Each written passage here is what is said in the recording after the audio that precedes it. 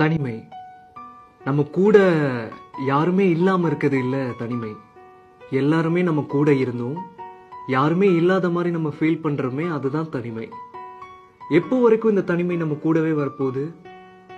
நம்ம இறந்ததுக்கு அப்புறமா யாருமே இருக்க மாட்டாங்க.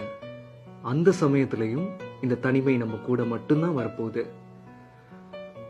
எல்லாரும் நினைக்கலாம், நான் லவ் பண்றேன், ரொம்ப நாள் லவ் பண்ணேன், என்னை விட்டுட்டு போயிட்டாங்க, நான் ரொம்ப தனிமையை ஃபீல் பண்றேன், ரொம்ப தனிமையை உணர்றேன், என்னால யாரு கூடயும் முகத்தை பார்த்து பேச முடியல, அவங்க பேசுற பேச்சுக்கும் அவங்க கேட்கிற கேள்விக்கும் எனக்கு சரியான பதில் சொல்ல முடியல, நான் ஒரு மாதிரி தனிமையா சேடாவே ஃபீல் பண்ணிட்டு இருக்கேனே, எனக்கு தனிமை தான் அப்படின்னு சொல்லியிருக்கிறாங்க.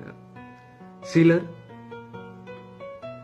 எல்லாருமே நம்ம கூட இருக்காங்க, பட் நமக்கு ஏதோ ஒரு தனிமை ஃபீல் கொடுக்குது இல்லை அப்படின்னு சொல்லி நினைச்சிருப்பாங்க. நான், நீங்க, இப்போ வீடியோ பார்த்துட்டு இருக்க நீங்க எல்லாருமே தான். இப்போ லவ் பண்ணவங்க நம்மளை விட்டுட்டு போயிட்டாங்க அப்படின்னா மட்டும்தான் நாங்கள் தனிமையை உணர்றோம் அப்படின்னு கிடையாது. நம்ம பிறந்தது தொடக்கம் தனிமையை உணர்றோம். ஒரு குடும்பத்துல சகோதரங்களோட பிறக்காம தனியா ஒரு குழந்தை பிறக்குதுன்னா அது வளர்ந்து பெரிய ஆளா வர வரைக்கும் ஒரு தனிமை அப்படின்ற பாரத்தை கூடவே சுமந்துட்டு வரும். தெரியும்ல, அதோட வலி எவ்வளோ ஆழமா இருக்கும், அது உணர்றவங்களுக்கு மட்டும்தான் தெரியும்.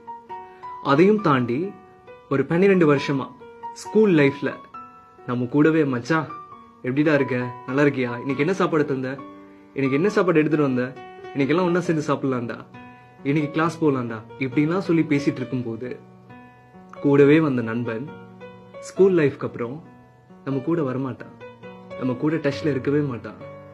நீ யாருடான்னு கேட்கிற அளவுக்கு எல்லாமே வளர்ந்து நிற்பாங்க. ஒவ்வொரு துறையிலையும் ஒவ்வொரு சிச்சுவேஷன்லையும் அவங்க லைஃப் மாறிட்டே இருக்கும். அப்பவும் நாங்க தனிமையை ஃபீல் பண்ணுவோம். நம்ம லைஃப்ல நிறைய விஷயங்கள்ல நிறைய இடங்கள்ல தனிமை அப்படின்ற ஒரு இடம் நமக்கு இருந்துட்டே தான் இருக்கும். அதை விட்டுட்டு இப்போ நம்ம கூட இருக்கிறவங்க, இப்போ நாங்க ஒர்க் பண்ணிட்டு இருக்க இடமா இருக்கலாம், இல்லாட்டி உங்க கூடவே பயணிச்சுட்டு இருக்கவங்களா இருக்கலாம், இவங்களுக்கெல்லாம் தனிமையை நீங்க ஏன் காட்டுறீங்க? உனக்கு நான் இருக்கேன் அப்படின்னு சொல்லி அவங்க கூடவே இருக்கலாம்ல. ஏன்னா நம்ம இறந்து போனதுக்கு அப்புறமா எதுவுமே நாங்க கொண்டு போக மாட்டோம். அப்போ நம்ம தனிமை தான் நம்ம கூடவே இருக்கும். ஸோ விட்டு கொடுத்து போறது இல்ல,